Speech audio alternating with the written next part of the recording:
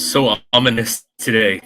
Welcome to Double O Deep Dive, Pop Culture Pro's home for everything 007. Thank you for listening, as always, whether you were on the Facebook, whether you're on Spotify, whether you were on Instagram, whether you were on Twitter. You know, we get like a Twitter watch here and there. Thank you for joining us. My name is 006, Jason, walking us through this mission of No Time to Die. With me, as always, the best damn quartermaster in all MI6, Ed. How are you today? What's up, Jason? What's going on? Nothing much, man. I'm excited to talk about this movie. This is one that you actually and I saw together. It's kind of like one of the reasons we decided that we wanted to start this. Yeah. No, I'm super excited to talk about it. Watched it for the fourth time. Wow, fourth time. And with me, as always, my my double O partner in crime, 005, Ginny. Ginny, how's everything going today? Good, it's great. I saw a pretty fantastic movie last night. So. Oh, nice. Uh-huh. So, like a little behind the scenes. I mean, Ed and I knew what we thought about it, but when we were going back and forth in the Facebook thing today, Ginny was just like, "I watched the movie last night. Oh boy!" And Ed was like, "Is that good or bad?" I didn't know. I had no idea. I mean, I've described movies like that. When I say it, it's usually bad. So that's why I was like, "Oh, yeah, shit. Okay." This is true. I do both. I do both ways too. I'm like, "Oh boy," or like I'm like, "But this one was a good oh boy." Oh, okay. Great one. Nice. All right. So the movie today is No Time to Die, which I'm gonna throw the spoiler warning up right here because it's a pretty new one, right? So let us just digest the fact that there's going to be spoilers, and I'm certainly not sharing this on the page and just killing time because there are going to be spoilers. Because the very first thing I want to say about this movie, all right, I've given people time to leave, is this movie lied to us. There was, in fact, time to die, guys. There was time to die. There's always time to die, and then sometimes you ain't got time for that shit. That's it. I just feel lied to. I feel that, usually these movies, titles, a GoldenEye, what do you get? You get a GoldenEye, right? Goldfinger, there's a Goldfinger. Skyfall, we went to Skyfall. This is No Time to Die. It lied to us. This is all right. That was it. I just wanted to. Yeah. All right. So, sorry. I'm really bad with technology. Have you guys gotten to that age where you can feel your grasp on technology slipping because you know that you're getting old and feeble? I will say as the quartermaster, especially of the show, I can't say that. I think I'm getting better. Oh, nice. I don't know why. I can't really tell you and why. This is why you're the quartermaster. Let me know if I'm having issues or anything like that, or if I'm just going really slow. I can always pop on my laptop. I think you're okay for now. Okay. All right. So the show has been shared out, which is what I was doing. Eddie, maybe you should watch something to kill time while I share out the show. Maybe you should unhassle the Hoff or something for me. Oh man! Wow, what obscure TV series can I actually start talking about for the first couple of minutes of this show? Huh. That's a tough one. Maybe it'll be James Bond Jr. Actually, that would be resplendent. I would love if you just came out and broke down an episode of James Bond Jr. You might lose too many viewers if I started doing that because I don't know how it's true. Could go one way or the other. How many seasons? Does that even have multiple seasons? It was. Well, I looked it up. It's one of those things that it had 800 episodes amongst 2 seasons. What? Oh my god! I'm exaggerating, but it had a lot. No, I know. I was gonna say 12. I was gonna say something ridiculous like that. I think it legit had 100 episodes. Oh my Just god. the reruns. Wow. They wanted to send Yeah. reruns. Yeah, well, Syndication. well, that's what it was, right? It was on like Channel 11. It was one of those ones that was on every day after school, so it wasn't a special Saturday morning thing. No, I'm actually looking it up. All right, so it was in 1991. 65 episodes, one season.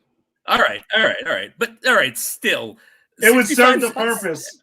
It would serve the purpose for me to ramble about it. We would get through it because there's It more would. James Bond Jr. than there is James Bond. That's true. Is it And we are repurposed going to do a James movie Bond that is. Yes. What's that, Ginny? Oh, is it like repurposed James Bond movies into little episodes? Or It's you don't know this James Bond Jr. no? All right, so It's a I gotta read it cartoon? from Wikipedia. All right, Hold on. do it. Ready? James Bond Jr. is a character described as the nephew of Ian Fleming's spy, James Bond. The name was first used in a 1967 spin-off novel. The Adventures of James Bond Jr. Ready for this? 003 and a half. I'm done. I'm not even reading anything past that. I can't do that. That's So terrible. That's and we are going to do a movie that I am going to argue is the live action James Bond Jr. But we'll get to that. It's a movie called If Looks Could Kill with Richard Grieco. Oh, I remember that. I've Yeah. seen I that. was like, I know that. Richard Yeah. Grieco. from Have you? 21 Jump Street? Yeah, have you seen that, Ginny? Yeah. No. Yeah, from 21 No, Jump I've never Street. seen that movie. He plays it's great. I bought it, so I'll loan it to you because I don't think it's streaming anywhere. But Oh my it's God. I purchased this Movie is a because I little wanted to do it for the show. It's the 90s. Everything was sleazy in the 90s. It was on But it's- HBO a lot. I remember back in the day. That's It why was. I've seen it more than once.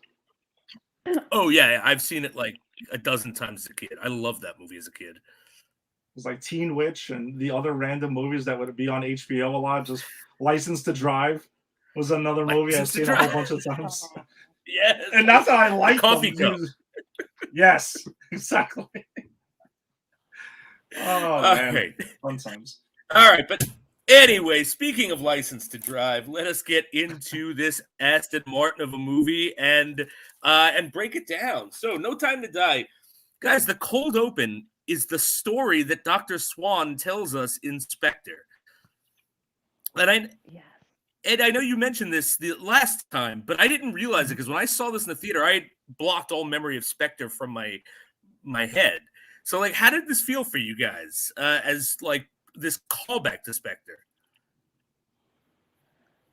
Jenny, you I- want to go I ahead? think Yeah, I talked about it a little last week. So No, I just remember because now that we know Mr. White very well, I guess, as a person, as a character, I kind of liked it because I'm not a huge fan of Madeline Swan just as a character. She seems a little thin to me, but I like this opening a lot, just in terms of this is how an assassin, if you're married to an assassin, I'm sure this is the lifestyle, and that you're like, and her, it just didn't seem like there was much of a connection with her and her father, but now it's like she kind of didn't know what he did, and it's just a little sad, and it strengthened her character a little bit. And I was just shocked. I was like, where's this going? What's going on here? And then bing bam boom, craziness. But I liked it a lot. I dug it. Yeah. the first time I saw this movie, I didn't connect it because I hadn't seen Spectre in quite some time. I only realized it when I watched Spectre. When we did our rewatch for Spectre, I was like, "Holy shit, that's the opening of No Time to Die." That is pretty awesome. So I felt it was really cool to see it play out exactly how she talked about it, and I think it's smart by the writers and to pick up from there and to use that.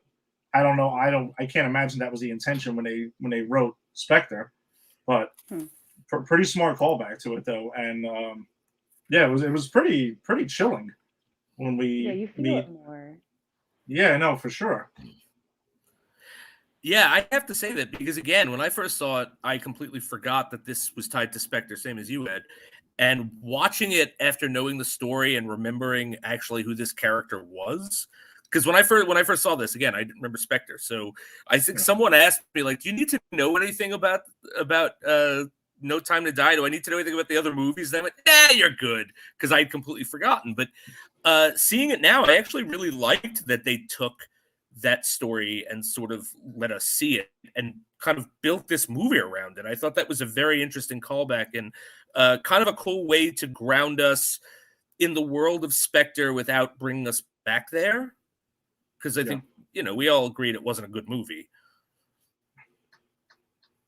Certainly not. Definitely not one of the better Bond movies for sure.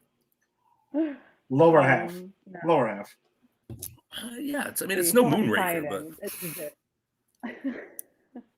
It's exactly. Well, that's the thing with these movies; they're all tied in, right? Like, so you have to. They had to tie it in. Yeah. And they killed the one character who ties the whole universe together, Mr. White. So they needed his daughter to do it. Listen, outside of Bond, well, let's see. I mean, you got Bond and then Mr. White, who've appeared in all 5 films. Damn it, and what's his name? Not Q's like right-hand man. I always forget his name. I'm not Q, M. Sorry, M's right-hand man. But he's not in the first movie. I don't forget his name. I thought he does appear in one scene or two in Casino Royale. Oh, you're probably right. I could have sworn that was the case. No, his presence gets larger as these movies go on, but I'm pretty sure he was in a scene or two, if I remember correctly. I don't remember. But yeah, maybe we should start this rewatch again.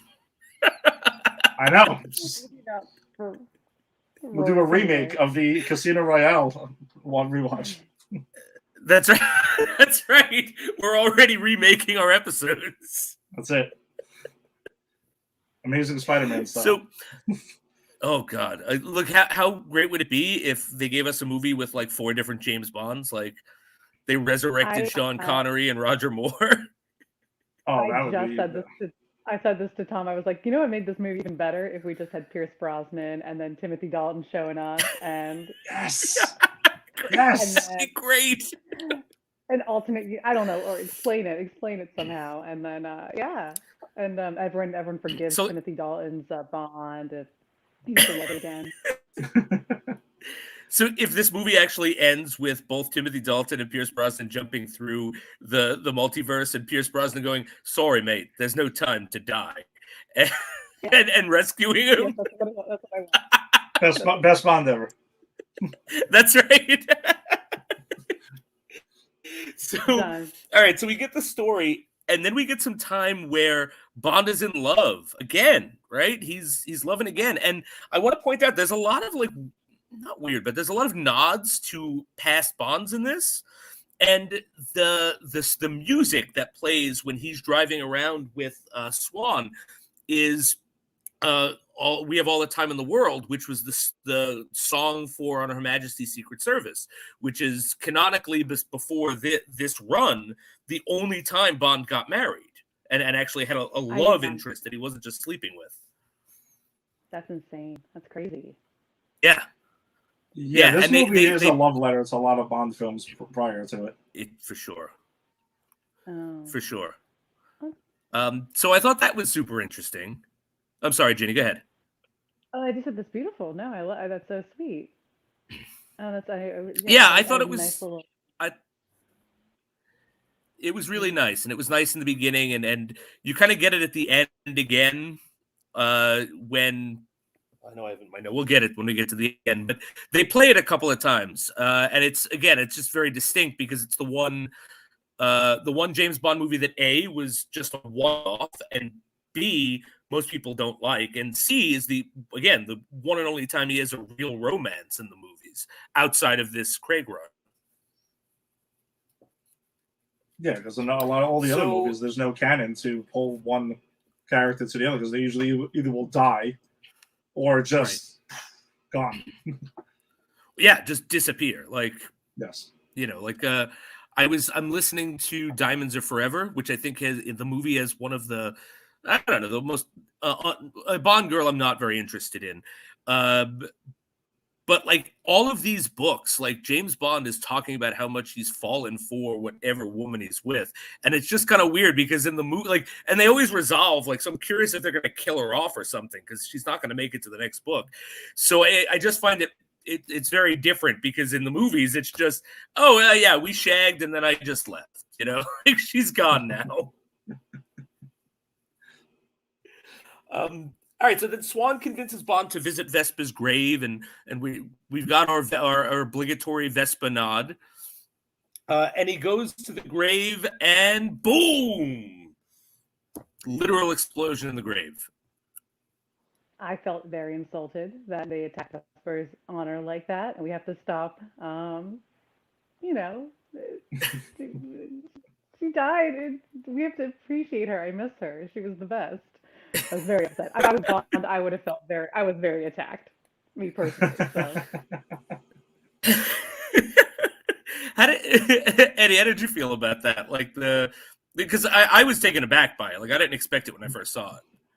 Oh, I mean, I felt something was up. It just seemed like it was kind of random that it was happening. I can't say that I knew that it was Spectre that was necessarily behind it. I mean, listen, if you're gonna kill Bond in these movies, there's a way to do it, and it's to lure him in with Vespa. You can go ahead and reel them in quick and that's how it worked out. But yeah, very interesting how he survived that one because he was pretty damn close, and boom. What I did like a lot though is how they had the audio go after that, where he was trying to talk on the phone, he was trying to call Madeline Swan, and he was trying to call whoever else, and like you couldn't hear anything. I thought that was pretty cool that they kept that going from Bond's point of view. Yeah, absolutely. I thought that was very cool. Because it kind of makes you feel like you just had this blast. You're disoriented. Yeah. How did you guys feel about Blofeld's re-entrance? Because we get, Blofeld's in this movie. He's not the villain, but he's in this movie, and he calls Bond, and he's like, "She's I'm not even going to do it. She's a daughter of Spectre. She's betrayed you, James." He's again being the architect of his pain. So how did you feel about Blofeld's return in that way? And just since we're talking about him in this movie, because he doesn't have a lot to do in this movie. He doesn't have a lot of screen time, but what he has to do with the movie, I feel is extremely important. Specifically there, and then when we see him when he has the whole like Hannibal Lecter type thing where they reel him out and everything, and it just made that whole thing, I think, made it feel how dangerous and important that the rest of the characters see Blofeld and how he's being treated and everything, and the whole thing that it kind of really explains a lot of the whole weapon that's in this movie, how it works specifically, because we get a lot of exposition centered around Blofeld and that around that, so I think it's pretty important. I also like the fact that we got Christoph Waltz. He's the limited scene he's in this film is better than he was Blofeld in Spectre. 100% agree.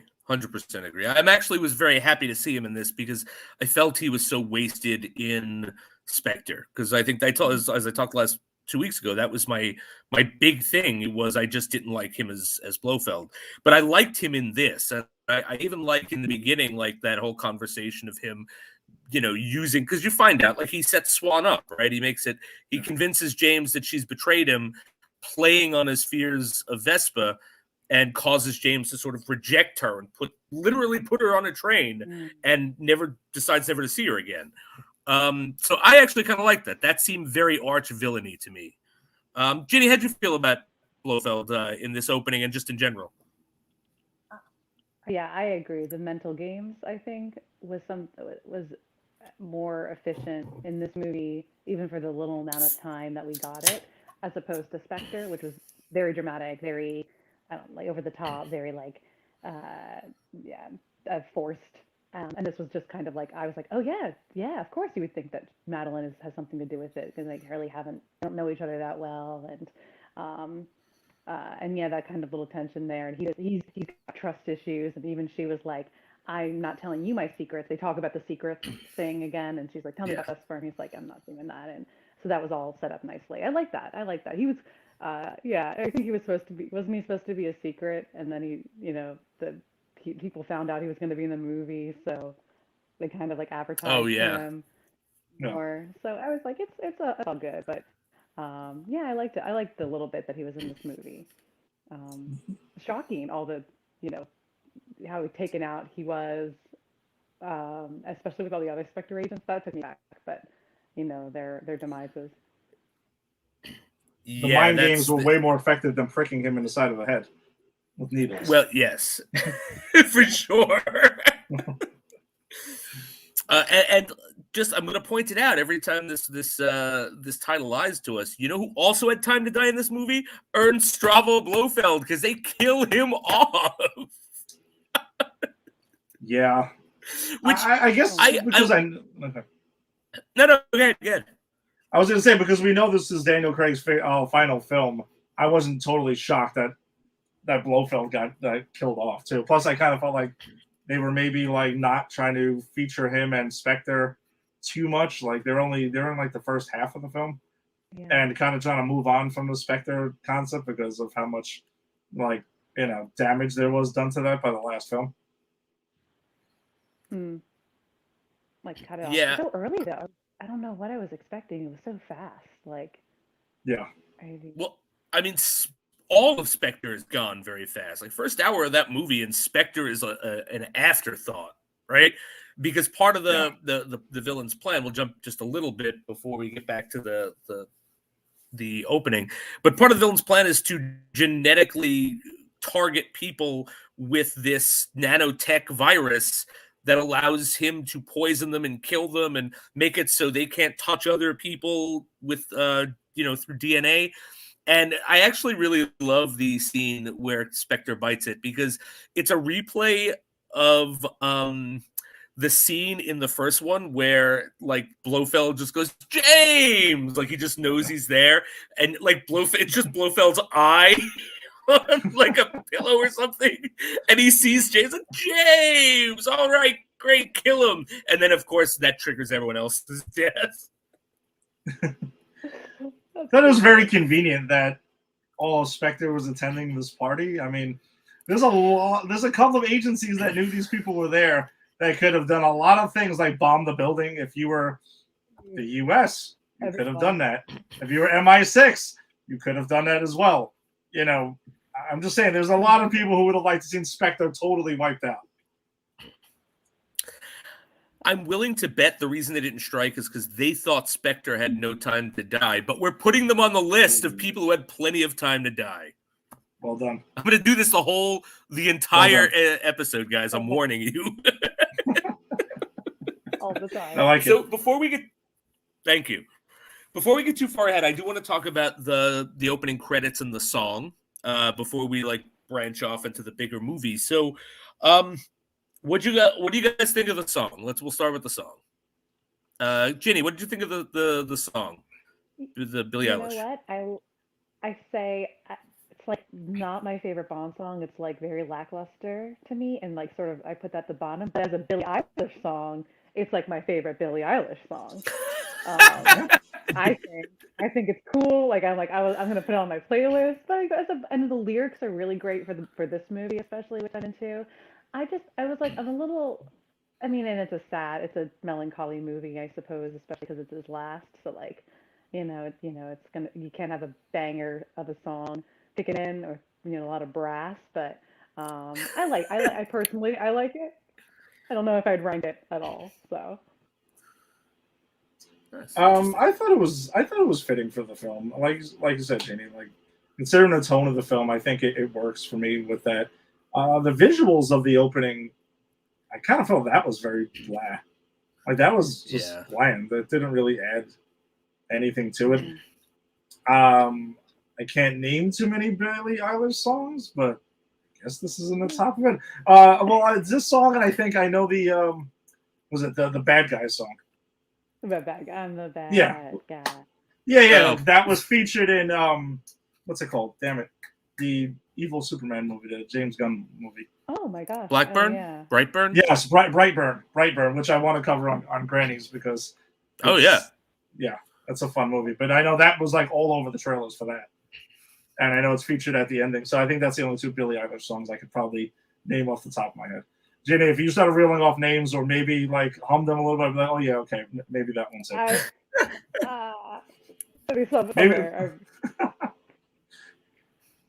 Not right now, but Yeah, I'm a closet Billie Eilish. I only know who Billie Eilish is because I had a student a couple of years ago obsessed with her. That's it. That's the only reason I even know her name. I wouldn't even know who she was outside of that. She hosted SNL a couple of weeks ago. Oh yeah. Oh, did she? Yeah, she was pretty good on that actually. No. It's funny. I got nothing against her. I just didn't know her. I actually really like this song though. Like like as a Bond song, I really like it. Like it kind of the melancholy, but also the haunting kind of the piano. Like it, I don't know. It struck me as a good like spy song. There's no time to die, guys. Let's just go straight in here and watch the really, really sad life of James Bond. By the way, we'll get to it at the end, but like if you look at this man's life from when we first met him to now, it's kind of depressing. Wow. Yeah, I mean, listen, Blofeld pretty much was the architect of his pain again, and made his relationship with Madeline Swan. Just think about this for a second.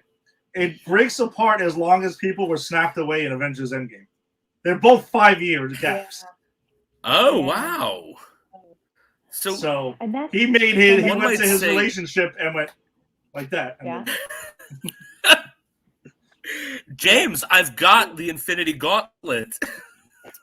I'm going to snap. That's more Chris Walken. I haven't. Yeah, watched that's what I was getting. I was kind of getting a lot of. I was getting some Chris Walken there. So James, why your relationship is inevitably going to end? Snap. Christopher Walken's a guy you go, man, he'd be a great Bond villain until you remember he was. He was a Bond villain. Oh, yes, he was. But was he really Christopher Walken yet? Was he really Christopher Walken yet, though? Like, no. No. Like, I want Christopher Walken now. Give me Chris Walken as the next Blofeld. Yes! That's genius! That would be awesome. I like that. Sorry, Mr. Bond, you're gonna die now. That's it. I got the sharks. They're waiting for you. That's great. But so yeah, to the visuals. By the way, the visuals with the credits. I agree with you. I don't even actually remember them, and I just watched this movie a couple nights ago. I watched it 2 hours ago. Yeah, there you go. Like there's clockwork. There's Roman stuff. There's an hourglass, right? The Roman statues.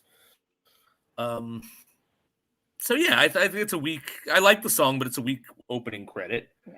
All right, so now let's open it up. So you guys, I'll give you guys a choice. You guys want to do the Bond girls first, or you guys want to do the villain first? Well, I would say Bond girls because there's multiple, but like, dude, Felix Leiter's back. Yes, he is. I was going to say that, but yes, Felix Leiter is back. No, it's fine. So Bond pretty much retires, right? And he's no longer with Swan. He's just sort of doing his own James Bond thing, catching fish and doing what James Bond does when he's not bonding. And Felix Leiter returns, and he's like, I need your help with something.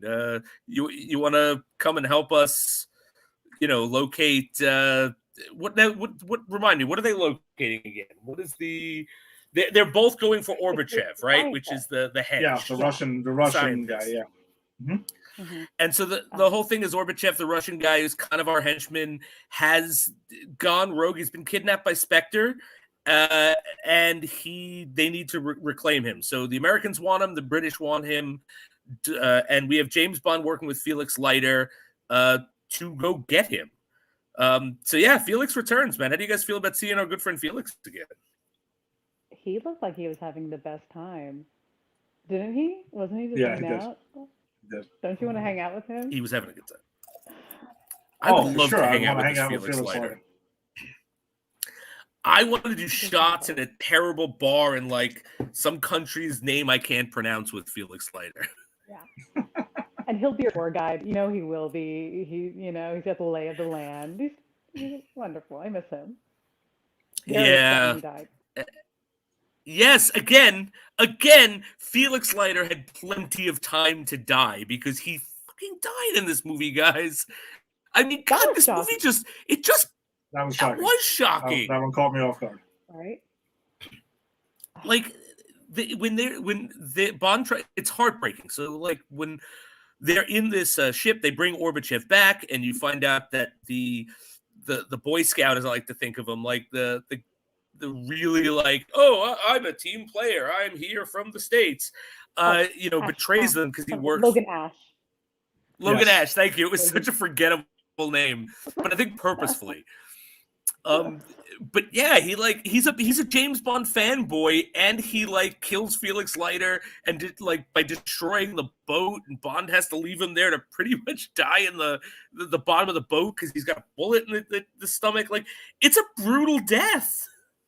Echoes of Vesper too, I thought. And Oh yeah, Oh, good yeah. point. she Good point. put it off in the water. Yeah, Let him good go. point. That's a very good point. Yeah, and I That's mean, what I Felix's work is his work husband, right? I mean, we could agree on that. Yes. So Oh, for Oh, sure. totally. Absolutely. yeah. But Logan Ed- Ash gets it. He gets it oh just like he deserved it. He gets it pretty brutally. That was Oh, brutal. I loved Yeah. it. Oh, it was so good. So how did Logan Ash die, Ed? How did he prove to us that everyone has time to die in this movie? Get crushed by a fucking like Jeep or whatever the hell it was. Like it was, and Bond was just like he's just letting it happen, just like screw it, squash. That's it. That was awesome. I was very surprised by that because I didn't think he was gonna let that happen. Ooh. But you I fuck love with your- Felix Leiter, Bond is gonna make you pay pretty severely. That's right. Mhm. Ginny, how'd you feel about that scene where Bond pretty much just watches him get crushed and even helps the car a bit? You're like rooting for it. I was rooting for it, yeah. Because then it was like he's like, oh, he looks already like in a precarious position, like maybe getting crushed. Can't remember, but I was like that huge like horror, like and then so good, so good. Yeah. Yeah, I love that. You just like bang, like fuck you, you killed Felix, man. You don't kill Felix, man. Every You don't time Felix dies in these movies, you know, like whoever killed him is gonna get it pretty bad. Oh, Yeah. Well, I mean, that's what License to Kill is literally all about. Yes, Mhm. exactly. Which when we get into the Brosnan, there's no Felix Leiter in the Brosnan movies. Crazy. They keep wow. up because he's dead. So they keep up that continuity, and they give us like a bumbling American military general who calls him Oh Dim yeah, Boy. you're right. Yeah, Yeah. that's right. I forgot about him for a second. I was So wondering let's who did soak Michael up- Madsen play? Oh God, I don't remember who did Michael He's Madsen in. play. Was he Shit, in? he's in. Damn it, he's in one of the. Whatever, we'll get to it. I don't want to waste time on that. We'll get to it. I thought Yeah. it would have been interesting if he was Felix Leiter. That would have been cool. Yeah, Chain smoking Felix. Well, actually, they're all chain smoking in these movies. it's true. All right. So let's talk about the Bond girls, right? Because there are three of them, right? We got Dr. Yeah. Swan, who we've kind of talked about. We can talk about her more as we go, but we also have 007, Yeah. Yes. right? Domi. So, Ginny, how'd you feel about Domi. the female Domi 007? I will talk about this because I love this actress because I used to watch a show with her in it that got canceled like a few years ago, and now she's just in all these blockbusters, and I was obsessed with this TV show, and I'm like, justice for this actress, Lasha Lynch, and I'm super into it because I'm like, I like the dynamic of this young upstart like competing with Bond, being like, I've got your, Archie, don't you miss it? And she's really confident, and she's like kind of living her best life, like a very not seemingly depressed or dark at all. She's like, competent and like, at the top of her game. And I like it at the end when she's sort of his partner in crime. But I love her. I'll take a spinoff with her. Yeah, she was awesome. Yeah, I'd watch a spinoff with her for sure. Like, she Oh was yeah, really no. cool. So Ed? I liked her, and you know, for those people who like got all bent out of shape when they heard, oh, she's the new 007 and blah blah blah. Like, honestly, relax. Like, they even say it in the Yeah. movie, like, oh, so when they have the back and forth, well, you know, because you tell James doesn't love the fact that they moved on, but he's like, fuck this, it's just a number anyway. Yeah. Whatever, I'm retired. Get off my lawn. You know, get out of here with that. Well, I love the chemistry between the two of them. The whole, you know, because she does dig at him repeatedly throughout the whole time that they know each other, and especially when they first meet.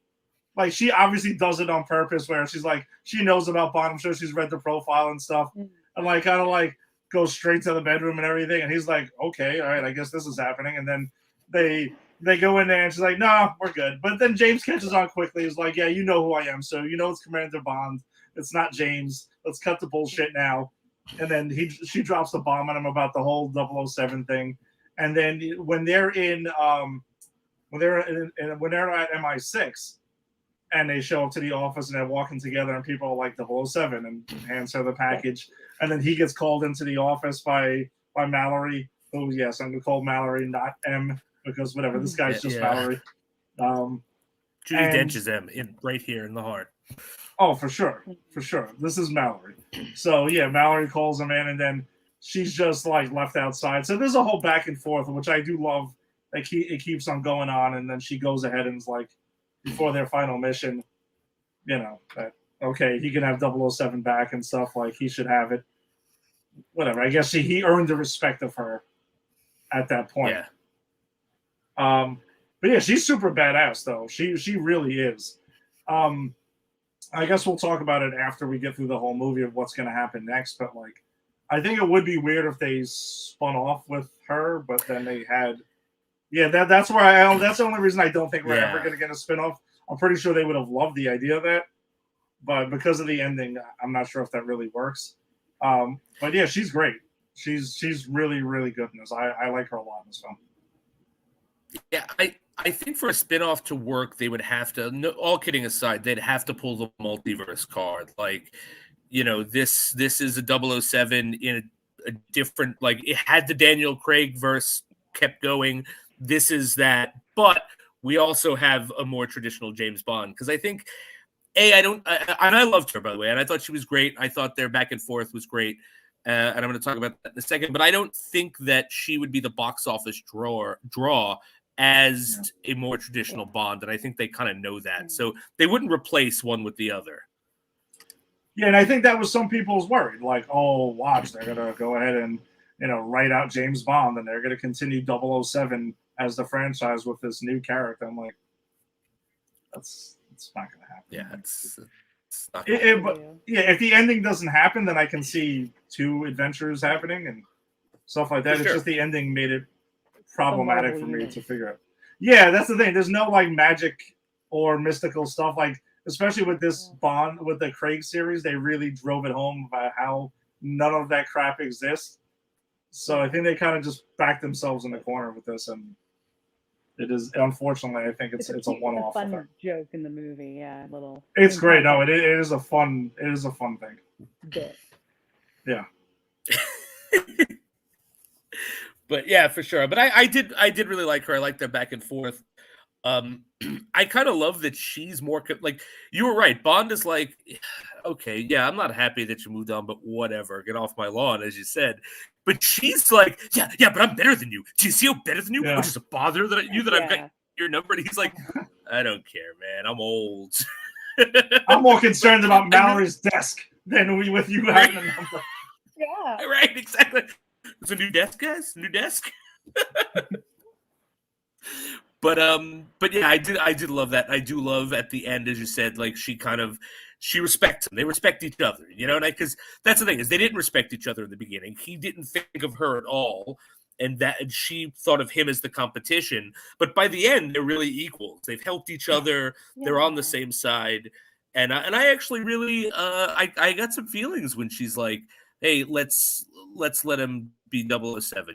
Let's give the rank back to him for this Yeah. mission. Like, I also think it was that moment I realized he was going to die the first time I saw it. But Oh, God. Yeah, it made me Oh, start to no. wonder a couple of things. I was like, oh boy, is Really? this actually gonna happen? yeah, Oh, but it's funny. So I watched this with Regina, who usually doesn't, but she thinks Daniel Craig's hot. She was curious about his last one, so she watched it with me. And about 20 minutes before he dies, she goes, and she suspected, she must have, because she goes, has James Bond ever died in any of these movies? And I oh went, my God. I don't remember. Let's talk about it after the movie's over. I'll look it up. Because what was I going to say? Like, lie to her and say no, or say, yes, he's about to? Yeah, you would have had my line, just be like, let's get back to the movie. Oh, Right? Yeah, I should have just done that. But yeah, so so I think we all love 007. Now, my favorite Bond girl in this is Paloma. yes. Are you guys with me on this? Dude, Yeah. she kicks serious fucking ass. I love her so much, and she's in it for such a short period of time. It's like, why can't I see more of her? That's a spin-off that I would want to see more of. Yes, Like, same. yeah, she was like the Yeah. young, nervous agent who's like drinking to calm herself down and stuff, but yet she like totally kicks ass in the whole thing the whole time that we see her. And then she's like, all right. She's a She like little drops the kooky. mic and just walks away. Exactly. She's With that, kooky. Ginny? I like that in a Bond girl. We don't have a lot of kookiness. I don't want crazy. I want kooky. A little Yeah. silly. A little Yeah, fun, right. fun, super fun. I love Yeah, her. I love her and Daniel Craig too. They have great chemistry together. Yeah. They have really good chemistry together. And I thought that was also a Let's fun see. scene though when they meet up and she has like the tuxedo for him, and he's like goes to the wine cellar and stuff, and then same things happen, and she's like, no, it's a tuxedo. Oh. Okay, Oh. all right, let's go. Okay. Moving All on. right. It's like, all right, no problem. Thought this was going someplace else, but all right then. Okay, actually- that's cool. That leads to one of the coolest shots in the movie when they're walking across the street and he's fixing his cufflinks and the camera sort of goes toward him and then below him and then like kind of twists around and we watch him go while he fixes the cufflinks. I thought that was a super cool shot. Pretty suave shot. Very suave. Daniel Craig is known for his cufflinks, right? Like, I think every Bond has something, right? Like, Sean Connery smoked cigarettes. Roger Moore smoked cigars. Pierce Brosnan had a lot of weird gadgets. Like, I think he's the gadget Bond, right? And I think Daniel Craig has his cufflinks. He's always fixing his cufflinks. It's very important. You got to make sure, manners maketh man. I heard. Hmm. Manners maketh the man. Ginny, we That's what I've really heard. missed you on our know. Kingsman episode. So upset. It felt like this. It felt like we were doing 00 Deep Dive, actually. For the first time we did Granny's Peach Tea, and it felt like we were talking about 00 Deep Dive. Yeah. We both commented like it feels weird to do this without Ginny. Yeah. Oh, sorry, guys. But no worries, no worries. So he gets Obrachef. So let's go. All right, so we're done with the Bond girls, right? Like, did I miss one? It was Swan, which we talked about, 007 and Paloma. Did I miss one? Well, there's one well, I don't know if she's a Bond girl, but I mean, Oh, a little Bond girl. his daughter, a little Bond girl. His daughter. Maybe she might be the only Bond girl. She is the Bond girl, which that was something I found weird. So all right, let's talk about his daughter. So Swan has a daughter, and she was apparently pregnant when James very forcefully put her on that train and said, "Get the hell out of here! You're never going to see me again." She was going to That- tell him yeah, I something, think that's- I think I she think when so, she's pulling when she gets on the train, she does do something where it looks like she kind of like touches her stomach or like her chest area or something. So I was like, oh, wait a second. That I didn't notice until this time around actually that she actually does that. And I'm like, oh shit, she was about to tell him. Which I thought that was super. That was a nice because I didn't realize that the first time at all. No. That's the one But thing I how was did all right? told So how from did you you. guys? Oh, you had that spoiled. I just knew that he had a daughter, and I was like, and this is why I didn't think he would die. I actually thought Madeline Swan was going to die, and then he was going to have a Oh, reason to sort of walk off in the sunset to fully retire, to have a baby like a girl. Um, that so did not Daddy happen. Bond. Oh, or he could have went back and had like Right. in every adventure have to find a babysitter constantly, and then you could have Q watch one time, maybe Yeah. Penny watches another time, maybe Mallory I has to would love watch, that. and she's like Oh, tearing up the office and yeah. playing around and stuff in the background. That would have been Oh, I would fantastic. love Could have been a running gag in now. every Bond moving forward. oh Now my pay God. attention, 007's daughter, and stop touching my sandwich. And everyone loves her. She's beloved. That would be great. Actually, that's James Bond Jr. right there. We've got the. That's where we're going. We're gonna kill Bill this, and she's gonna go back and take revenge on anyone who killed her pops. Man, that would be awesome. That would be awesome, actually. So, how did you guys feel about the really bad lie that Swan tells them? Because I don't even know. This is something I don't understand about the movie. Like, he goes, "You have a kid. She's not yours," and he immediately goes, "She's got my eyes." Like, why are we even pretending? Why did she even lie? Like, no one believes it for a second. No. I just to throw. That's a weird line because it's super like it's not yours. It's not yours, and it's a joke. But then I thought she was going to have a bigger confession. Did I miss it? Did she say? Was there like an official? No, This is your child. No. No.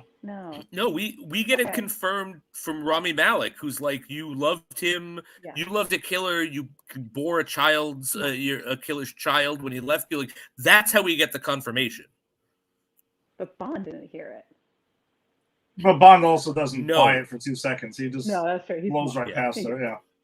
I thought, it was a stupid line to have her lie about it because, again, Bond's not buying it. The audience probably isn't really buying it. I mean, I don't remember buying it either at any time that I saw it.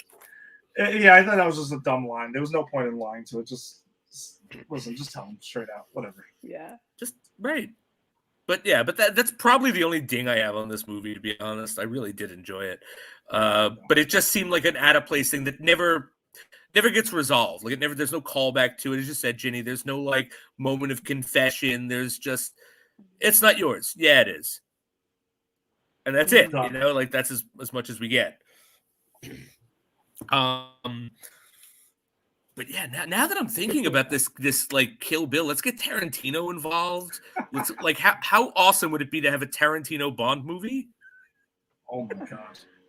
That would be that's awesome. Michael Madsen right there. Michael Yeah, Madsen. there you go. That's how he's Felix Leiter. That's right. I feel like whoever you find. Tim Roth is Q. Well, I mean, maybe Samuel L. Jackson is M. Yeah. Yes. Do you How read great the would that Bible, be? Mr. Bond? That would be awesome. I want this movie so badly. All right, so let's talk about the villain. Let's get down to the villain, Safin, Molly Ramick. Molly Ramick, is that it? Yeah. Rami Malek. Am I saying it right? Rami Malek. Yeah. Rami Malek, that's it. I knew I was saying it wrong.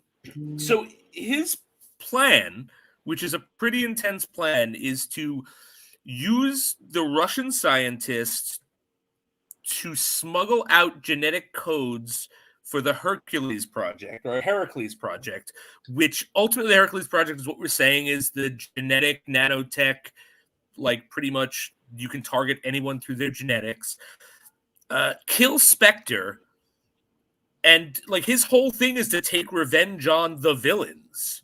Like, I think that's really interesting. I think like I don't remember ever seeing villains hunting villains before. So like, what did you guys think, Ed? What did you guys think of this villain, this plan, and just in general? What did you think of him? Well, I immediately talked about it. I really thought going into this that Rami Malek was going to end up being Dr. No. I was kind of like really hoping that was going to happen, and it didn't. Which whatever, it's fine. But I just had a I don't know. There was something in the trailer I saw that maybe I think there's one outfit where he wears where it's just kind of like it reminded me of Dr. No, and I'm like, all right, maybe this is what we're getting, and that's how we're going to end this. I think overall, unfortunately, I think his like Safran's kind of underwhelming overall. His plan is I'm fine with it. I mean, it's a pretty crazy weapon that he has at his disposal that he wants. Wiping out Spectre in one room. I don't know how I felt. Like I don't know how I felt about that necessarily. It seemed like it was kind of convenient that happened, but whatever. I can let that go.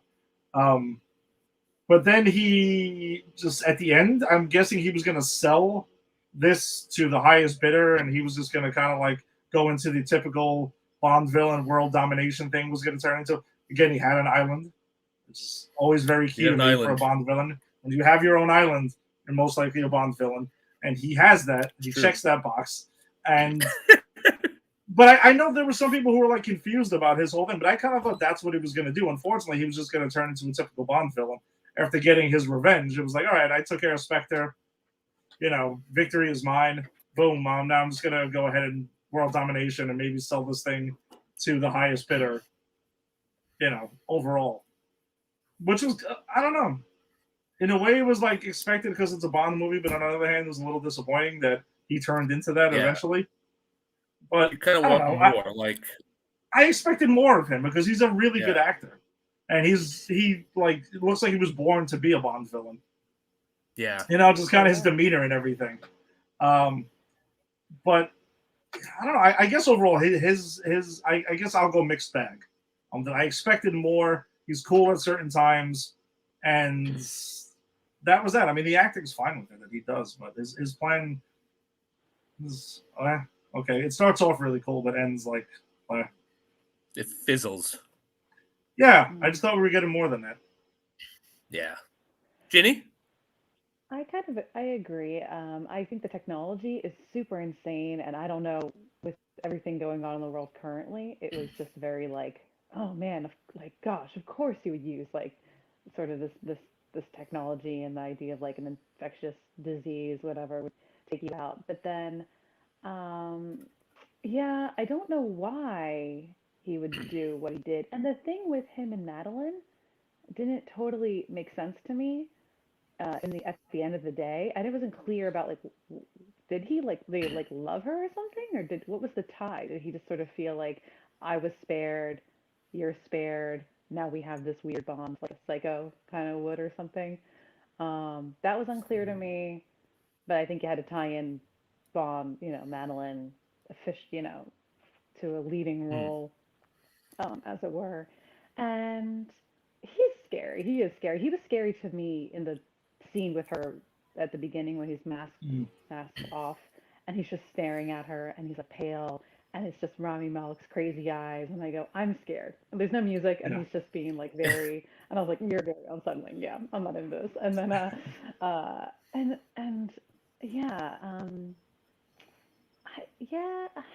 just think, he's just like a big, to take out everybody, right? Take out genocide, essentially. But I'm unclear. Maybe you guys can break that down for me a little bit more. But he's fine. He's good. I don't know. Well, I think his link to Madeline Swan, he in that first scene where we see him talking to her and he reveals the mask in the box, he does say something like, when you save someone's life, he feels like he owns them in a way. Like, that's the only thing I can come up with, that was his relationship with her. Like, he felt like there was some ownership, but I agree with you. It felt like he had some weird attraction to her, or maybe I don't know. Yeah, there was a weird thing going on. Also, were you guys, because they're like the same age, those actors, like. That's another thing that I was a little confused. Like, how old is Safran by the time that we get further? Like, now it's going to get creepy. What's going on? Yeah. And, or maybe he's playing a younger, like 15, 16-year-old with the gun, and then later he's like in his early 40s. I don't know. I didn't even think about that. That's a damn good point. I think for me, like, I think you guys hit it on the head. He's okay. Like, he's got an island, and that's good. He's got ambition, and that's good. But I kind of wish, like, not to compare him to Silva, who I think is the best villain in, I think I can safely say, the Daniel Craig era. Like, I kind of wish he was more like Silva in the sense, like, Silva was the evil 007, right? He was the opposite of him. And this could have been a guy who was like 007 in the sense that he is, driven to take down Spectre and right wrongs. Like, had he been a bit more of a bad guy who thought he was a good guy and mirrored Bond a bit more, I think a lot of it would have played better for me. Like, his attraction then to, or his, because that's the thing, him and Bond are like vying for Swan's attention in a very James Bond, I'm a villain, way. Like, they're both interested in her. And I think, had he been more of a sort of shadow of Bond in certain ways, like Silva was, I think he would have played better. And I think because he wasn't, he's okay. He's not bad. Yeah, and I think for somebody though like Rami Malek, though, I felt like the expectation for me was higher, so he didn't quite meet the expectation I had going into it. And again, if I'm thinking in terms of Dr. No, and like we're gonna get like the Bond villain to cap this whole thing off, that's where. And again, that could just be me on my expectations going into it. That's where I felt it fell flat. That would have been awesome if we got Dr. No. Yeah. But no, guys, we did not get Dr. No. And by the way, Safin also had time to die, but that wasn't a big shock. He was the villain. We knew that was going to happen. Wait, a Bond villain had time to die? Yeah, right? Crazy. Was he Russian? What was his nationality? I don't think they ever say. He's an accent. Yeah, I don't think they do. And I was trying to figure it out. I assume Russian. Well, doesn't he have like the Rami Malek accent per se? Like just the way he speaks, which I can't really say. I don't know if it's an accent or not. I don't know. Can't place it anywhere where you would connect to. I don't know. Oh, Lucifer was his first name. I was like, what kind of name is that? I was trying to figure it out. Yeah. And why did he have the mask in the beginning exactly? Japan, because the two countries, right? Japan, who owned the island, right? Because this is what that sounds if right. they blow up the island, it's an international problem because it's Japan and what's the other country that like kind of both own it, or have like not quite on either land. I don't remember. It doesn't matter because it gets blown up, but yeah, exactly. No, that's a good point. No one owns it now. But he kind of is like appropriating that culture a little bit, or okay. Gosh, Tom explained it to me. Yeah, that makes sense. That makes sense. Thought he was going the Bane route and just needed a mask. Nobody cared who I was since I put on a mask.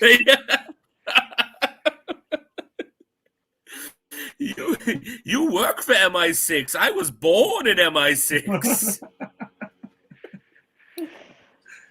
All right, so before we get to the end. Oh yeah, that is when we do that movie. When we do Granny, it's just gonna be you and I doing Bane voices the whole time. I have a mask, to the left of me, ready to go. I will have the mask on the entire time we talk about that film. And I've already said I'm doing the voice the whole time, so. That's phenomenal. Phenomenal. I can't wait. It's going to piss a lot of people off. All right, so I think before we get to the end, we do have to talk about Q Branch because we actually get a lot of Q Branch in this. There's there are gadgets, guys, real gadgets. So I'll go through my notes. I'll let you know what I clocked. Let me know if I miss anything. So we have a bulletproof car, right? The car machine gun, but we've seen these before. Yeah. We have the gravity glider thing. I don't know what that's called, but Bond and 007 get in this gravity glider thing and go down off of a plane and use it to actually navigate gravity so they don't die, and then go into the water and it becomes a submarine. This is the coolest thing Daniel Craig has used in these movies.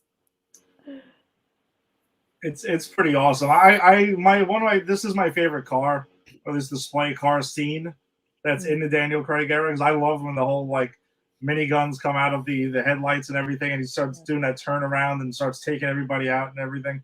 I thought that's really awesome. That's a pretty cool scene, because we don't get a lot of like wild car stuff in the, we get car chases, but like, gadgets in cars and stuff, which I've always just associated with James Bond. So it was really cool to get to see that. And yeah, the thingamajig that 007 flies in is really cool too. I actually love that scene when he uses the guns, because like it's in the beginning, and it's when he thinks that Swan has betrayed him, and the guy is having an episode. Like, he's legitimately having an emotional breakdown in that car, because he drives in and he stops, he puts it in the brakes on, and every bad guy in the world is there, and they just start firing, and the car is bulletproof, and he's just there. And she's like, James, come on, get us the fuck out of here. Yeah, she's like, say something. And he, I guess he's like an Italian dude with the eye that goes like throughout the room. Like one of the henchmen with the eye is literally point blank shooting the glass. You can see it's going to get through eventually. And he's just ignoring it in there. And he's like in his feelings there for a bit. And then it's just like, okay, I'm going to just start like destroy all of them now. And that's it. And just boom. That is a moment. And then there's the talking about the guy with the eye. Oh, I'm sorry, Jenny, go ahead. Oh no, I'm just saying that's all because of the gadgets. The gadgets are just so much fun in this movie. Mm-hmm. They are super fun. Like, I love that glider thing, and the way he kills the guy with the eye guy with the watch with the pulse. Like, he puts it to his head and blows his eye out. And it's one of the few quips we get from Daniel Craig. He goes, "That was an eye-opening experience." Oh man. Yeah. So those are that's the Q Branch I have. Did you guys clock any other, or want to talk about any other Q Branch moments? Well, I mean, Q himself, though, we actually get to learn a little bit about him. We do. He has cats. He has cats, and he was setting the table for a date before Manny, Penny, and Bond break in and like ask him to start working after 5 o'clock. Which is wrong, man. Q just wants to have a good time. Q just wants to, have this guy over, because it was a guy, right? Like, he was. Yeah, he says like he's on his way or whatever. He had like 20 minutes. Right. Q just wants to have his male friend over for some male friend time, and Bond and Moneypenny break in. Hey, he's got his skinless cat there, and He's going to be here any minute. Yeah. I love that. I really like this Q. I'm going to miss this Q, because I'm sure that they're not going to import any of these people, but I do like this Q a lot. It's like the gang's all here, too. It's like we have our new M, Moneypenny, Q, Felix, 3 different Bond girls. Blofeld. Oh my gosh. Yeah, I don't see them importing anyone to the new, which I'm sure we'll chat about in a few minutes to figure out exactly where things go from here. But right, exactly. Which I'm curious. I have no idea. All right, and that brings us to the end. And as we spoiled up top, James Bond has plenty of time to die, but in a very cool, heroic way. Like, he sends Madeline and their daughter off together to safety. Their daughter, by the way, Safin just lets her go, and she just finds her way back to them. And I was watching it with Regina, and Regina goes, "That's a small island, isn't it?" To be a Bond villain, you need a huge island. Just need an island that's to yourself. That's all. As long as you own the island. True. Good point. It's a good look. I wasn't island shaming Safin here. I'm just saying. I don't know. Were you? You sure? Yeah. I'm just jealous. I want an But island. the size of the island, it's how he uses the island, okay? It's not the Oh, size of boy. the island, it's the eruption in its volcano, eh, Gov? Eh? But so he gets his daughter and the love of his life to safety, and he has to go open the blast doors because he's called in pretty much a drone strike, right? Like their MI6 is sending weapons, sending bombs, and if he doesn't get the blast doors open, it's not going to do anything. So he's got to go back, and he gets them open. He faces off with Safin, who, like, pretty much Safin at that point knows he's dead. Like, he knows he can't take Bond. And so I don't even think he really tries to fight him. He tries to mind screw him and then infect him with his nanotech stuff and pretty much says, if you ever touch your daughter or your love interest again, you'll kill them. Ha ha ha! I won. And then he dies. So and how heartbreaking is that, right? Especially for this 007 who is like, this is not the like cavalier James Bond, I'm sleeping with chicks and look, I'm invincible. This is like a hurt, sad James Bond who was in love twice and was burned. And like, this is an emotional James Bond. And to do this to him is terrible. He's finally moved on from Vespa, like for real. And right. He's got like a family. He's going to have he has the family, and who knows what's going to happen next. And it looks like he's ready to go. And then now this. You can't have it. Just not meant to be. Not in the cards for this Bond. And so pretty much he makes the decision to stand there while the bombs, like he opens the hatches and he can't escape and he stands there and we watch James Bond get bombed to shit. Ginny, how was that watching James Bond die? Did you see it coming? I didn't, because I genuinely thought, knowing the daughter, I just kind of thought Madeline Swan would die. I thought she was going to die earlier on in the movie. That never happened. So when as Tom explained, he goes, "Oh, the thing broke. That means he's infected." And I was like, "Oh, I didn't realize it was Madeline's DNA on his neck. I think I kind of had forgotten." And I was like, "Oh," and he realizes it, and then he slowly is like walking, through the motions, talking to Q, and Q realizes. I was like, "Oh," so he's like, not suicidal now, but it's like he's resigned. And it was that's sad that the moments leading up to the demise is like so tragic, and he's so good. He's such a good actor. It's like, I hate that the moments is like before you're gonna go, and it's and then it's beautiful at the end. But I didn't see it coming. Those moments leading up were devastating. Ed, what about you? I guess I was getting ideas that they were gonna go ahead and kill him. And then I was just curious to know if they were really going to go for it. And then when that happened, I was still like, are they going to cop out on this? And he's going to somehow survive at the end. And we're going to get some weird way he survived. And like, holy shit, it actually happened. Like, they killed Bond. But I guess for the realism that they've gone for through the Daniel Craig run, it kind of is sadly fitting that this Bond would die in the fashion that it happened. So I think it's a fitting end for it. And again, they're going to reboot. They'll do however the next approach is going to be. I don't mind that they didn't just recast and keep this Bond going and just recast and have somebody else keep moving along with it. I don't know. I thought it was cool. It was shocking. It was just shocking that it actually happened. I remember walking out of the theater, just like, holy shit, Bond is actually dead. For the first time. That was crazy. Yeah. Yeah, I had the same reaction. I kind of suspected it might be going there, but I would just go, no, they don't kill James Bond. James Bond's not going to die. And then when he did, I was like, wow. Like, I was really shocked. But I agree. I think this is a fitting ending. This is the only Bond that has continuity within itself, really. And so to give him a send-off, like we saw him make his 00 status in the first movie, it's poetic to watch him die at the end. You know what I mean? Sad, but poetic. Agreed.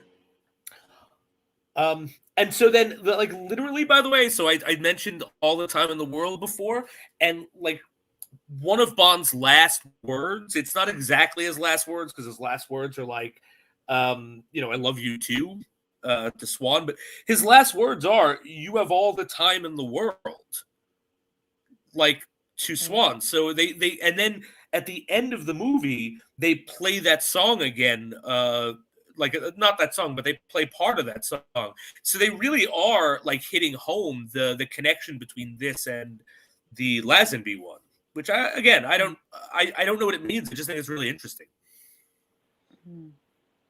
I think it was a tip of the cap. I didn't really take it to too much more than that, but I thought it was just a cool tip of the cap there. But like to do it 3 times, you know what I mean? Like the beginning and then the end, and then have it be like his last words. Like it's a tip of the cap, but they must have had some meaning behind it. There must have been a reason. And again, maybe it's because it's the Bond where he loved, so it's a nod to that. Yeah. But I just find it interesting.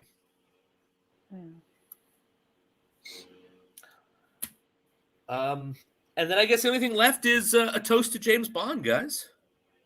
We have yes, yeah, pour one out. We have a really sad toast with with Mallory and Q and Moneypenny and all the gang, and they kind of set one up for James, and they cheers and they drink to him, and it's so good. Yeah, that, you want to talk about it? It's with Jack. Call of the Wild. Jack. What's his name? Because I had to Google it. London. And I'm London. Yeah, just about the sort of like essentially talking about like quality of life over quantity. You know, as long as you live your life, sort of the length of it is like irrelevant, and I really appreciate that and love that. Yeah, that was cool. Yeah, no, that was really awesome, and a great quote to sort of comment on his life, right? Because he's young in the movie James Bond. That's why I said like you watch his movies, you're watching the life and death of a very tragic person. Yeah, this Bond totally is. Yeah. So, anything else about the movie you guys want to hit before we get on to sort of what we think where we think the franchise is going?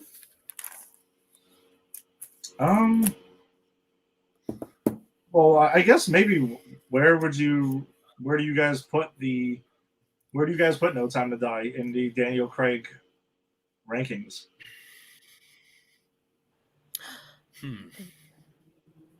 I mean, I still think it's behind. Third. It hasn't.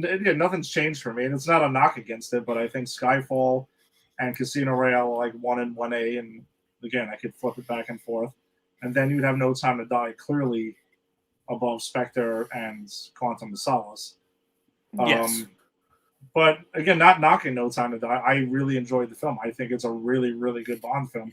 And when we're done doing this whole thing, I'm curious to see how much it holds up, if it lasts within the top 5 or 10. My guess is I think it will. I think it's better than most Bond films. Yeah.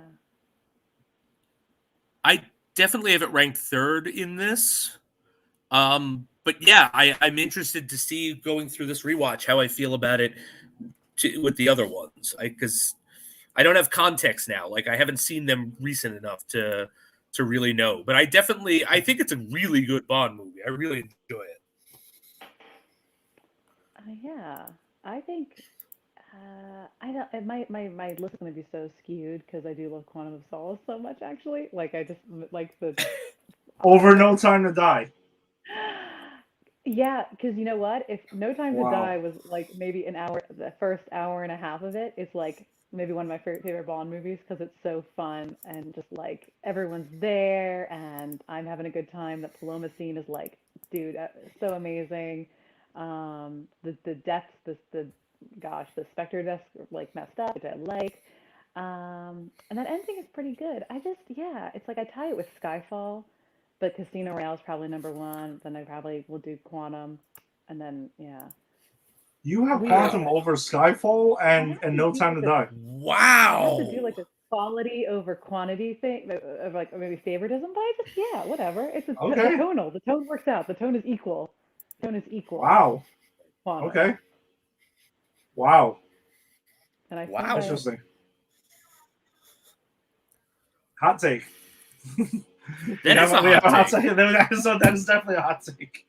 I don't follow the crowd. All right. No, that's fine. Hey, listen, whatever. No, You say if you felt You Quantum like- was one, if you felt Spectre I was like one, Quantum. so be it. you like what you like. That's it. All right. So what do we think? Where do we think the future is happening for this movie, for the franchise? Like, I have no idea, to be honest. But do you guys have any like theories or thoughts? They said he'll return at the end of the credits, right? Yeah, which I thought was weird. I don't think they should have had that in the film. Honestly, they should have just left that Yeah. part out.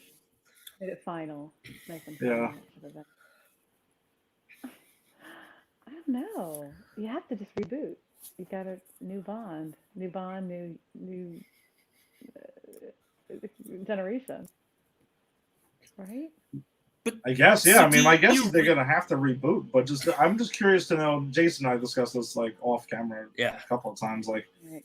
where do they go though? Like, you had the gritty, realistic approach with the Daniel Craig films.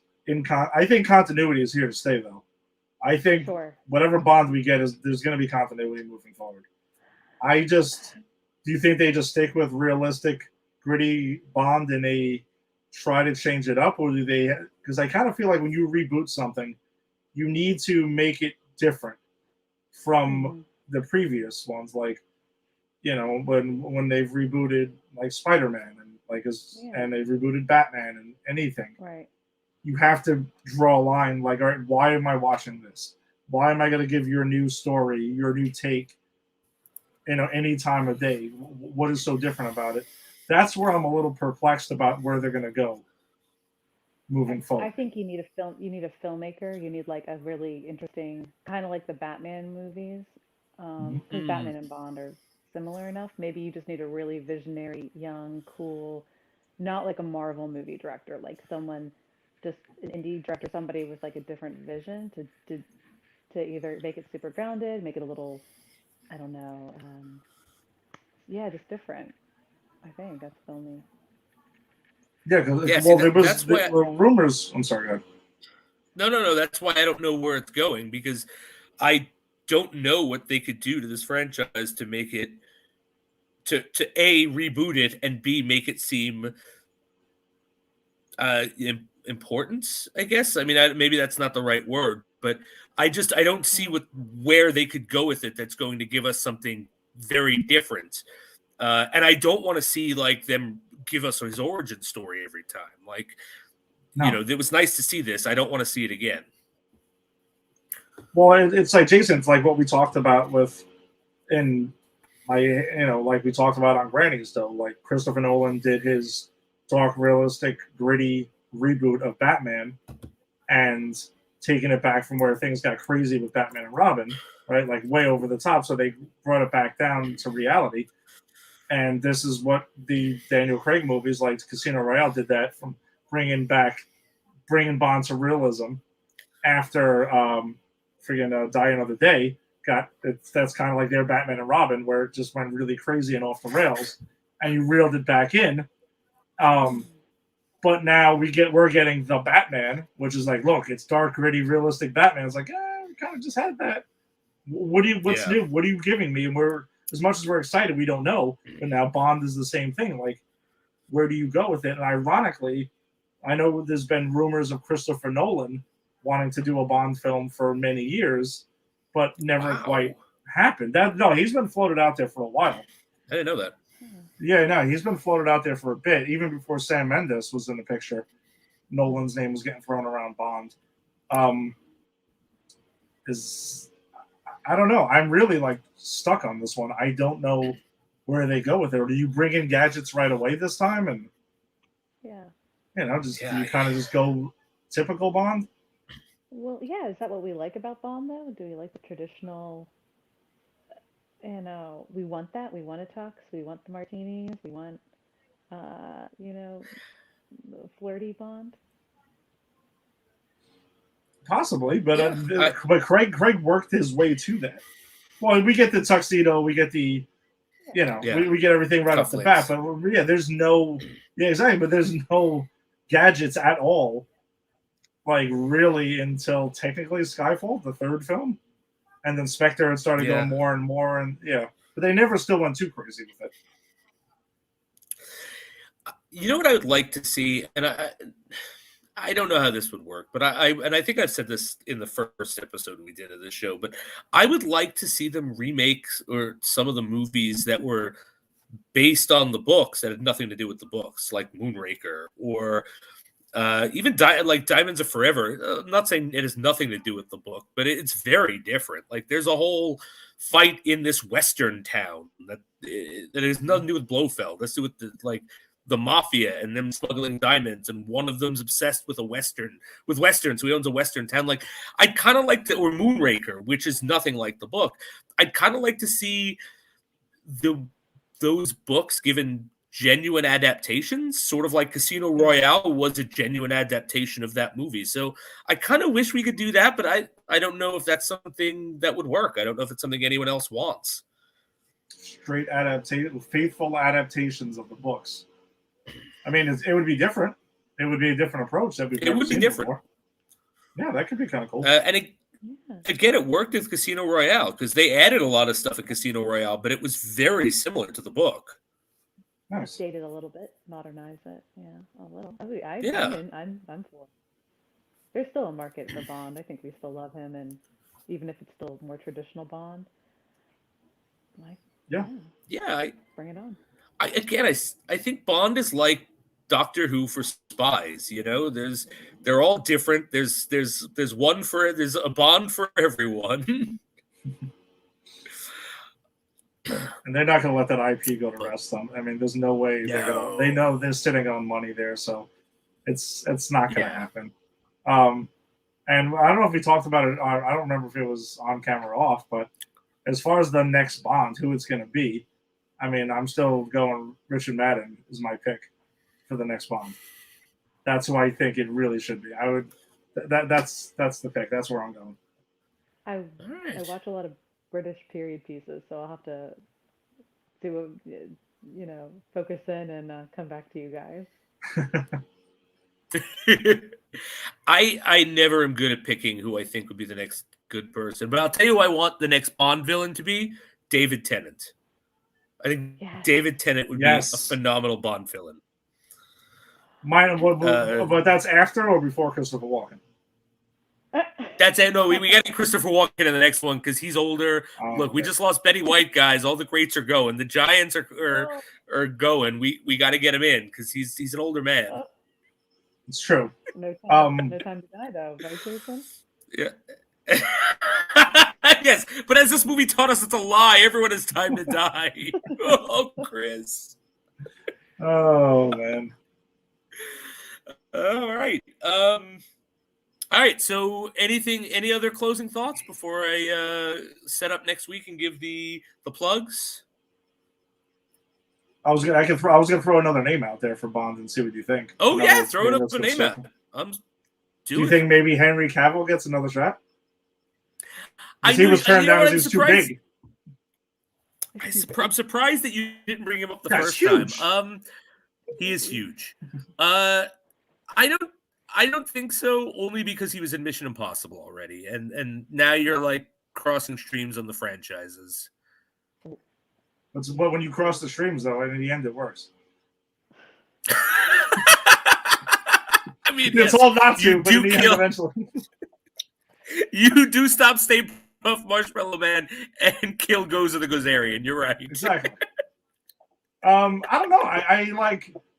I really, really love the Mission Impossible movie franchise. I think it's fantastic. I even argued at times that it's the best action franchise, I think, ever. Wow.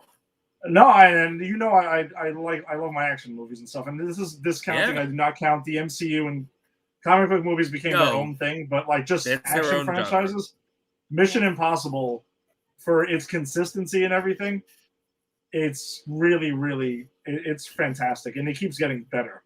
And seeing Henry Cavill in that is when it started making me think, wow, maybe, just maybe, he could be a possibility. I'm still not saying he's over Richard Madden. That's my pick. But I don't know. Henry Cavill, I know Tom Hardy people threw out there at times too. To be I don't need but Tom Hardy. yeah, no, I don't see that. Maybe Google Aiden Turner. I like him. Aiden Turner. Okay.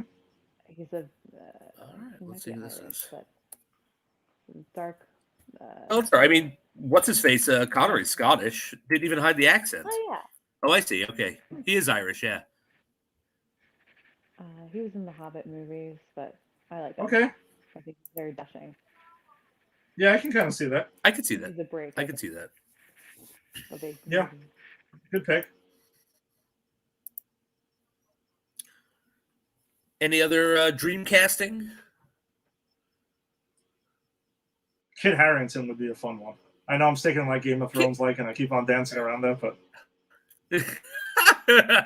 you know nothing, James Bond. Who do you think would be a good M? Who should replace Mallory or Ralph Fiennes as M? I mean, I think after Actually- this episode, if it's not Samuel L. Jackson, I'm going to be upset. But yeah, well, I am sick of these motherfucking Spectre agents on this motherfucking plane. How about this? His name has been floated for Bond forever, but now he's too old. What if Idris Elba's M? Oh, Nice. I like that. Nice. Jason, I really Right? like that. 'Cause That's pretty cool. That's how you do He it. is too old to be Bond, but I think he'd be a great M. And it's Yeah, not that's how you get him in. Fantastic. Yeah. Nice work. I like that. Thank you. I contribute sometimes. Yeah, that's cool. I like that. All right. So thank you guys for joining us. Ed, Ginny, thank you as always. It's been a lot of fun. Always Uh, fun to I talk figure, about. yeah, love talking Bond with you guys. Bonding over Bond, which is what I almost called this podcast. Oh, Yeah, that's pretty. I like that too. Yeah, thank you. So I figure next week we'll do a little something different. Next week we're gonna watch Casino Royale, the original BBC production of it. It's the first time it was 1957, I think. I'm going to send you guys the link. It's on YouTube. It's only 47 minutes, and it is Casino Royale, the first time any Bond has been put on film. So I figure we'll watch that and also sort of talk about like the Daniel Craig era, like, highlights, lowlights. We'll talk about rankings a bit more in depth. We'll talk about, just the stuff that we didn't get out in the episodes. And then that'll pave our way for the episode after, which is Pierce Brosnan's GoldenEye. It's very exciting. Looking forward to Ginny, watching that. do you? I can't wait to rewatch GoldenEye. Ginny, in rewatching GoldenEye, are you sort of getting the feelings that you have to dominate your siblings and settle family disputes? yeah. Oh yeah. It's all coming back. All the time. I just can't let that go. The fact that you settled family disputes with that game is brilliant. As a matter of fact, when my son gets older, when Finn gets older, I want to settle family disputes between him and I by video games. And when he eventually gets old enough to beat me, that's when that's when you put me on the float and like I'm an old like Viking and just send me out to my water. Great. But anyway, thank you guys for joining us. Oh wait, I gotta cue the music. I'm so not transparent when it comes to what I'm doing here. It's not working. Damn it. All right, whatever. So there it is. So if you enjoyed this show and you'd like to see other shows, then please feel free to peruse the other PCP shows, such as Granny's Peach Tea, which Ed hosts, as well as myself. And this Wednesday, it's a very exciting episode. We're doing Batman 66, Jenny. Da-na-na-na-na. I love that show. I love that show. I love that movie. I'm gonna argue the shit how it's one of the best Batman movies ever. Yeah. If you like Star Wars, Then join Tim in Shooting the Sith. He is covering everything Star Wars related, and currently right now Book of Boba Fett. We got the A to Z program, which is everything from aardvarks to zebras, which literally covers everything between A to Z. That's A to Z with Eric. We got the Empire 161 show, which is on hiatus right now because the baseball is not going on, but Ed usually hosts that and talks about Yankee baseball. We got the Four Quarters show, which is basketball, right? So It's all if sports. you like basketball, I don't know where they've been. oh, it's all sports. Oh, okay, Yeah. It's all sports. So if you're into just general sports, please check out the Four Quarters show once it comes back. We got Jada and Kyle doing movie reviews once they get back into the swing of things. If you like wrestling, we got Just Too Sweet. If you're into Mets baseball instead of Yankees baseball, we got Put It in the Books with Bossman Faraci hosting that one. And if you like football, Giants football, we got We Stomp You Out. Is it still football season? It is football we season. still get- It'll be one. They'll be doing one more. We stomped you out next week because the Giants season is over next week. Mercifully. Oh, okay. That's why I asked, because I don't know these things. I appreciate that. I got you. I got your back. Ed, I appreciate that. Ed is like, all right, this guy knows nothing about sports. Let me get in there. All right, so thank you very much, guys, and we will see you next week.